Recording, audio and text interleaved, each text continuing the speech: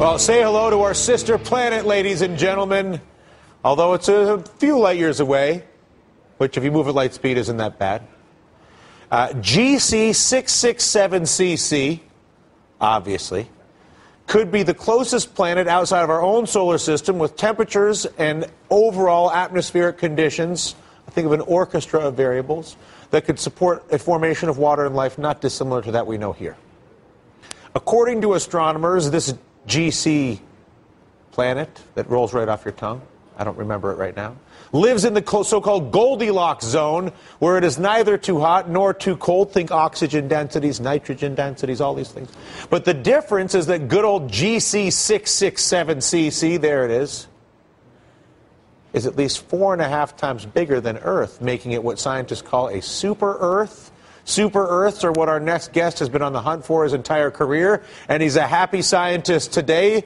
Dmitry Sasolov, director of Harvard's Origins of Life and the initiative, one of the leaders of NASA's Kepler mission to discover Earth-like planets orbiting stars, author of the book The Life of Super-Earths. There it is. Check it out. The hunt for alien worlds and artificial cells, how it will revolutionize life on the planet Earth. Everybody knows and is learning that life is an experiment, and that any experiment requires a goal. In your case, you wanted to identify these planets, and then a methodology to achieve that goal. Your methodology was to observe the current environment and then see whether you could find indications of similarity throughout the entire universe. How's it going? It's going great. These planets, called super-Earths, as the name implies, are bigger than our own Earth. They're a rich family. Our Earth is part of that family. Some of them may resemble very much the Earth, others are different. It's a family that we are already discovering. What's the breakthrough for the experiment that has allowed you to observe whatever the variables are you're observing in our world here, that you can then search the universe trying to match them? There are a couple of them. The first breakthrough was figuring out how to find them. And in that sense, the NASA Kepler mission revolutionized the field.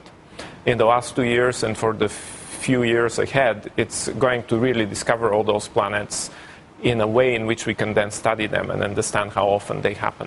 So the astronomy said now you can basically observe the experimental field that is the universe to see whether they're there. Yes, they're in our own galaxy. They're light years away. But we see them and we can tell how often they occur around other stars. And then what are you using to understand where we live to know whether what you're seeing out on the Kepler system is similar to where we are? Now that's the big question. We want to know which of those planets are similar to Earth and how often do you have the same environmental conditions. So you have to then use other telescopes and maybe discover more of them nearby to tell what's going on. And in that sense, we have super-Earths, which are easier to study. So it's a practical aspect. We could find planets like the Earth, but super-Earths are slightly bigger, easier to study. We can apply our knowledge of chemistry and biology to actually get to know what's going on. And so, and I want to go to the title of your book. You say how the hunt for alien worlds, another planet obviously, and artificial cells will revolutionize life on our planet, which is really your punchline, right? Is that we're not all going to live on super-Earth. It's that we're going to learn things about super-Earth that will revolutionize the way we live here. Absolutely. Revolutionize my life in fantasy land. Absolutely. That's the point of this book. Is the punchline is that what we are learning from the environments on all those other planets is bringing to us some knowledge that we can apply in the lab.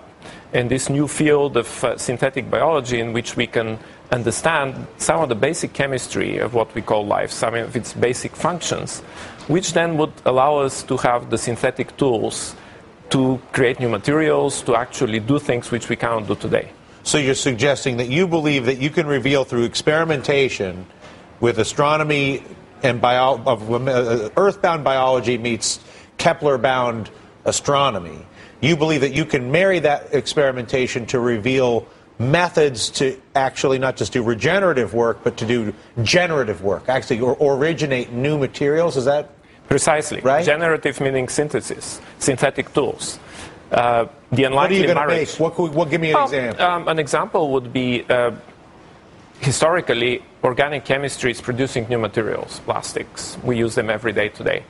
That's pure chemistry. But now imagine that you can produce a biochemical material which has some heritage, some self-knowledge of what it is. Software and hardware are married organically into the same material.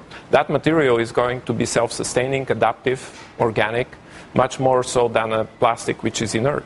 So but are you imagining this as a biological, this is a diagnostic and tissue repair, human biology? This is the way we live. My house is built of this material and then rapidly dissolves to nothing when I'm done with my house? I mean, what are we talking? It is more of the latter, although I hope that your house doesn't dissolve. Well, maybe when I'm done, why not?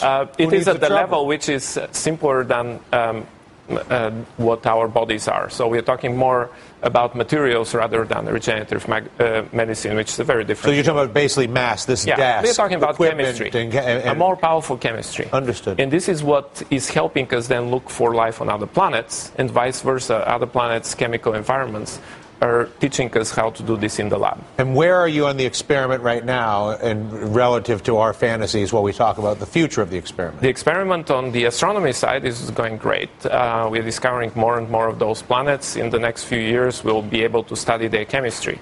The experiment on the biology side is just starting, but it's very promising. And hopefully in the next few years, they'll come together. Well, I hope so. Whatever it is, obviously you've already learned a tremendous amount and shared it with us and shared it with more folks who read the book, The Life of Super-Earths. Dimitar Sasolov. It's a real delight to make the acquaintance. Congratulations on the success of the experiment to this point. Thank you. Pleasure to be here. Yeah, thanks for coming out.